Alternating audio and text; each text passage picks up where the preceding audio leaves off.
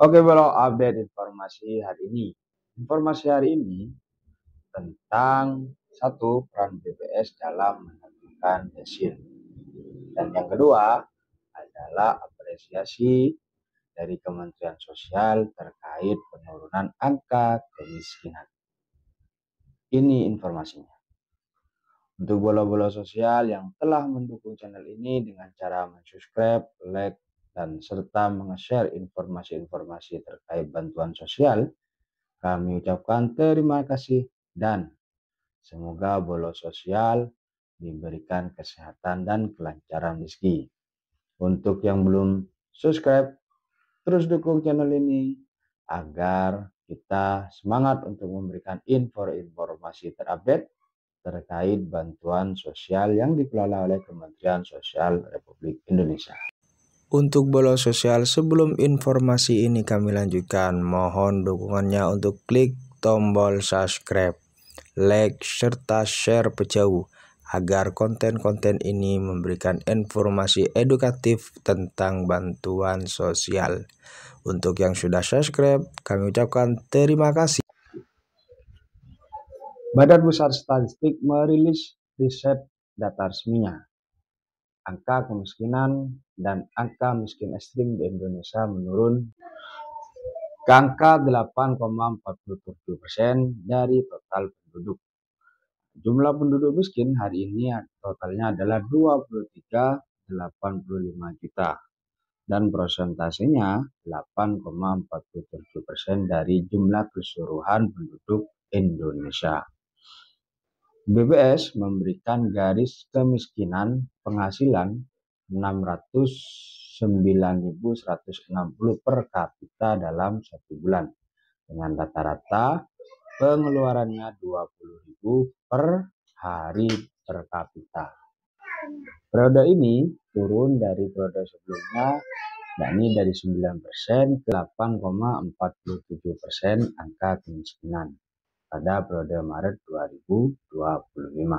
Masih banyak PR ataupun tugas-tugas dari Kementerian Sosial untuk lebih menurunkan angka kemiskinan ini.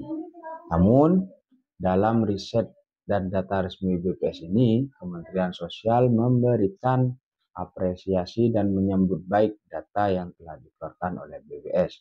Hal ini menandakan bahwasanya instruksi Presiden dan program-program Prabowo Gibran telah berhasil untuk menurunkan angka kemiskinan.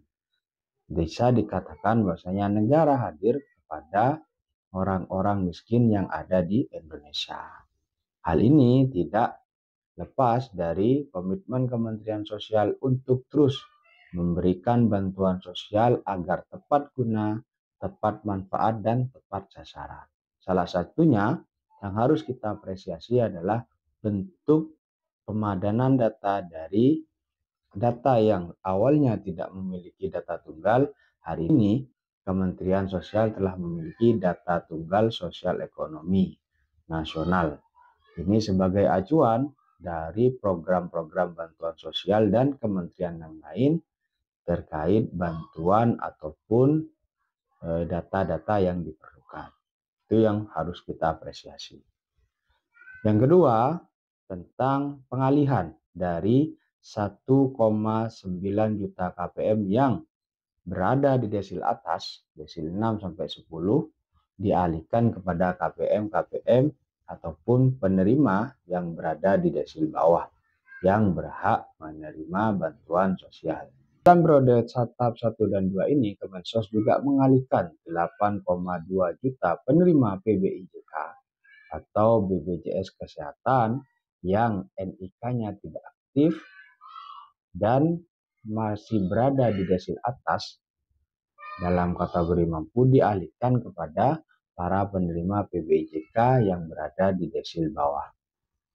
Hal ini sangat membantu agar komitmen Kementerian Sosial untuk bantuan yang tepat guna dan tepat sasaran dan tepat manfaat ini bisa dilaksanakan secara maksimal. Dan Kemensos juga telah merilis tahap 1 telah diberikan 15 juta lebih penerima bantuan sosial.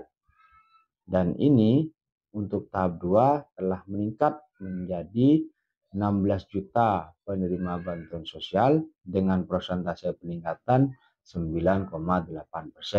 Kementerian Sosial juga bulan ini, Juni dan Juli, juga memberikan penebalan bantuan sosial kepada KPM-KPM yang berada di desil bawah. Hal ini bertujuan stabilitas ekonomi dan stabilitas kebutuhan dasar masyarakat di tingkat desil bawah terpenuhi. Tetap, Kemensos berpesan agar program-program ini diawasi dan masyarakat secara langsung.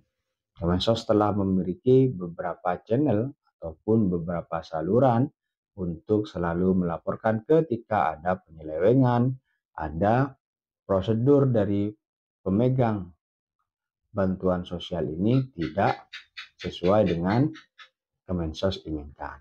Kemensos juga berbenah dari dalam institusinya, salah satunya dengan cara memberikan peningkatan dan target-target kepada SDM-SDM yang memiliki tanggung jawab dalam pendampingan, baik itu TKSK, SDM PKH, SDM rehabilitasi sosial, dan SDM-DM yang bekerja di bawah naungan Kementerian Sosial. Dan Kemensos juga mendorong agar KPM-KPM yang ada di desil bawah untuk selalu berdaya. Ada satu program yang khusus untuk pemberdayaan ini ditujukan kepada KPM-KPM yang ada di desil 1, 2, dan 3. Nanti ke depan program ini adalah program pemberdayaan ekonomi sosial. Program ini agar KPM-KPM penerima bansos tidak selamanya menerima bansos. Agar KPM-KPM memiliki mindset dan pengalaman serta memiliki keyakinan untuk berdaya memberikan penghasilan kepada keluarga agar tidak miskin dan ada di kelompok KPM-KPM yang miskin. Sehingga Kemensos mendorong agar KPM-KPM PKH ataupun KPM BPNT selalu memiliki mindset berdaya.